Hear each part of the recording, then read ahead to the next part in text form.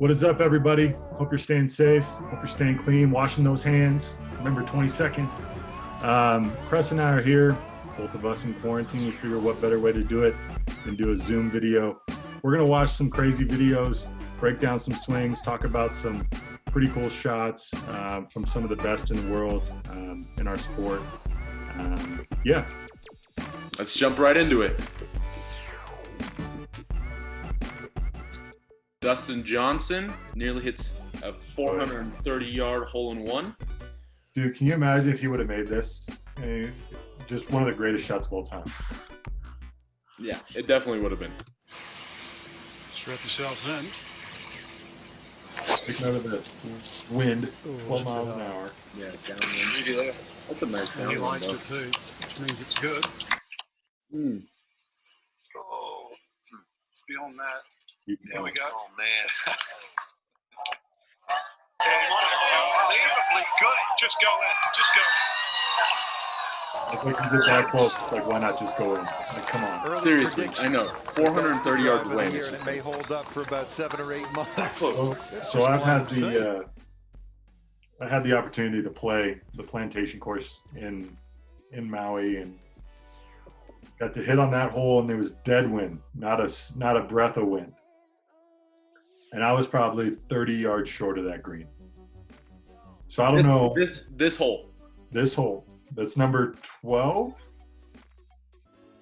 Number 12, I believe, on the back. It's a beautiful tee shot. And what's funny is, like, he has no idea where that ball's at. As he's walking off the tee box, no clue. Yeah. You're just hitting into the abyss.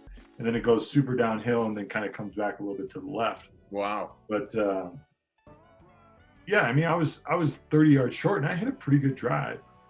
But it just goes to show, like, the wind, and he hit it in that little small candy box that just pushed it forward. And that ball probably rolled, what, 150 yards? At least. Yeah, I mean, it hit the ground and took off. Like, dang. Impressive nonetheless. Yes, no, very impressive. That's insane. I But mean, you still got to hit it that far, and you got to hit it right in that specific spot. I think that's the common misconception of, you know, guys watching PGA Tour golf and guys watching long drive, and they see a PGA Tour player hitting it 400 yards, whatever. mhm. And then you see us hitting it 400 yards. Yeah. And they're like, oh, well, Yeah, what's DJ the just hit it 430. Yeah. What's the difference? These guys are PGA players, and why aren't we PGA players? Yeah, it's such a common misconception because it's two completely different deals, right? I mean, Mhm. I don't know about you, but that 4-foot putt, I'd be shaking over that. Yeah. Get up. I'd be like, Press, do you need Yeah, to see I that? definitely Is this good? Like, what do we got? What are we doing here? Yeah. Is the grip length good? Right? Like, come on.